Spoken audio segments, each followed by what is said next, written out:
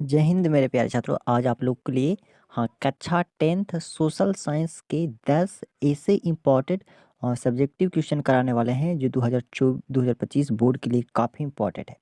चलिए वीडियो पूरा देखिए। अगर वीडियो अच्छा लगे तो एक बार लाइक करके सब्सक्राइब जरूर कर लीजिए। चलिए सबसे पहले देखिए प्रश्न नंबर 1 क्या कर रहा है कि अपवर्जक आर्थिक क्षेत्र क्या है। अपवर्जक आर्थिक क्षेत्र काफ़ी इंपॉर्टेंट प्रश्न है। यह हमेशा परीक्षा में पूछा जाता है। देखिए समझिए, किसी देश की तट रेखा से 200 किलोमीटर की दूरी तक का क्षेत्र उस देश का अप्रत्यय होता है, जिसका केवल वही बिजली, मत्स्य पालन, परिवहन आदि के लिए कर सकता है। अपवर्तक आर्थिक क्षेत्र कहलाता है। काफी इंपॉर्टेंट क्वेश्चन है। चलिए दूसरा प्रश्न संसाधन के उपयोग, संसाधन के संरक्षण का उपयोगिता को लिखिए। सबसे पहले संसाधन किसे कहते हैं वो समझिए।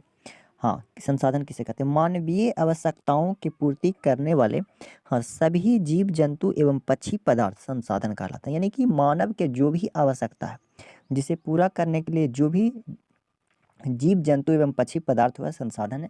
संसाधन के उपयोग समझिए। काफी इंपॉर्टेंट प्रश्न है। सबसे पहला देखिए, सभ्यता एवं संस्कृति के विकास में संसाधन की अहम भूमिका होती है। संसाधनों को विवेकपूर्ण सामाजिक, आर्थिक, सांस्कृतिक एवं पर्यावरणीय पर्यावरणीय समस्याओं के साधन हेतु उपयोग करना ही संरक्षण कहलाता है।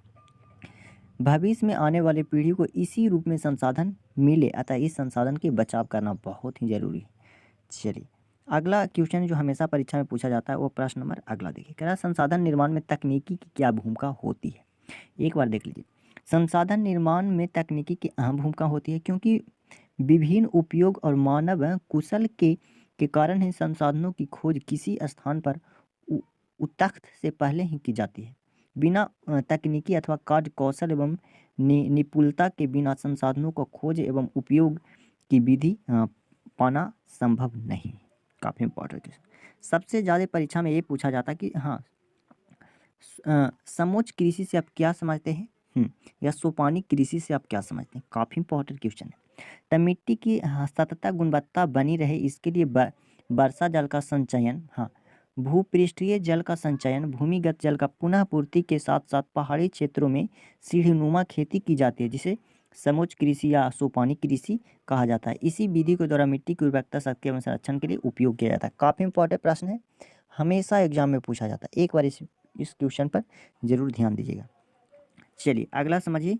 अगला समझिए कि वन कह रहा है कि वन जीवों के ह्रास के प्रमुख कारणों को उल्लेख कीजिए। सबसे पहला कारण है कि वन जीवों के ह्रास के लिए, यानी वन जीवों जो मृत्यु के कगार पर जा रहे हैं उसके बचाने के लिए क्या क्या उपाय करना चाहिए, सबसे पहले समझिए। तो वन जीवों के ह्रास के सबसे बड़ा कारण है वृक्षों को अंधाधुंध कटाई। अगर जीव जंतु को बचाना चाहते हैं तब पेड़ पौधों को कटाई पर कार्रवाई करना चाहिए, जिससे उनका आवास छीना गया हो या बेघर हो गए।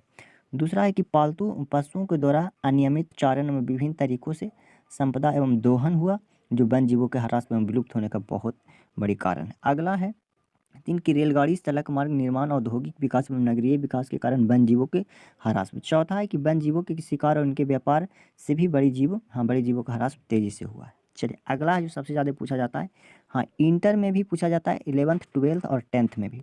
रेड डाटा पुस्तक क्या है। सबसे पहले समझिए, पृथ्वी पर पशु पक्षी जीव जंतुओं की संख्या रिकॉर्ड की सूची बनाई जाती है, इसी ही रेड डाटा पुस्तक कहते हैं। यानी कि सभी जीव जंतु जो विलुप्त हो गए हैं, जो खत्म हो गए हैं पृथ्वी पर से, कितना जीव जंतु जो खत्म होने के कगार पर है, यानी विलुप्त होने के कगार पर है, कितना अभी बच रहे हैं, उस सबको एक बुक में लिखा जाता है, एक बुक में रिकॉर्ड किया जाता है, जिसे रेड डाटा बुक कहा जाता है। या IUCN जारी करता है। IUCN यानी उसको जारी करता है। चलिए चिपको आंदोलन, काफ़ी इंपॉर्टेंट प्रश्न है। चिपको आंदोलन हमेशा पूछा जाता है।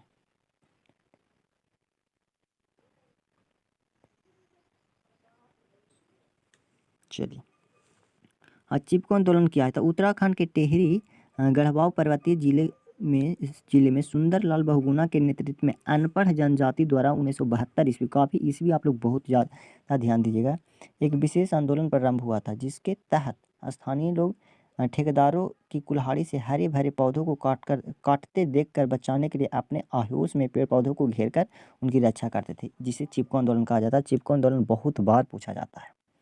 चलिए वीडियो अच्छा लगे तो एक बार लाइक करके सब्सक्राइब जरूर कर लीजिए।